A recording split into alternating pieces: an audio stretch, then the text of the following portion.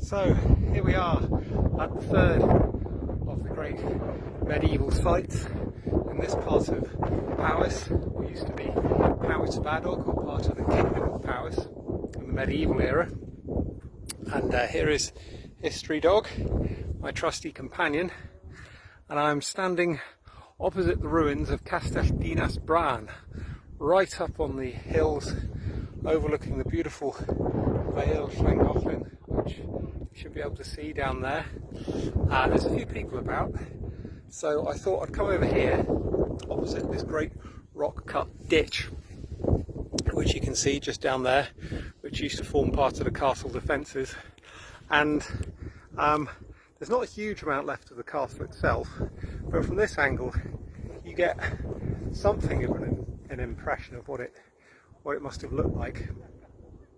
The stone ruins that you can see today all date from the 1260s, the mid 13th century, when the castle was built by a Lord of Powys named Gruffydd Maelor III, who was an ally of Llywelyn ap Gruffydd, Llywelyn the Last, Prince of Wales, killed in 1282. And the castle had an active life of only about 16 years.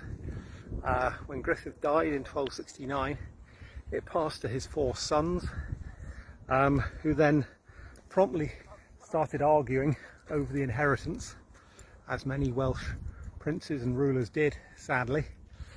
And when war broke out in 1276 between Prince Llywelyn and King Edward I, 2 of the brothers decided to fight for Edward, which meant that this part of Powys became divided. Edward played a very effective game of divide and rule, being a sort of very canny politician that he was. The castle was fired and abandoned by the defenders, who didn't want to hand it over to the English, but also knew that they were isolated, hopelessly isolated, after the lordship of Powys had been divided. When the king's army marched up here, led by Henry de Lacy, the Earl of Lincoln, they found nothing but bare walls. The defenders had gone, they had set fire to the castle and scarpered. And the Earl sent a letter back to the king, in which he spoke in very admiring terms of the castle.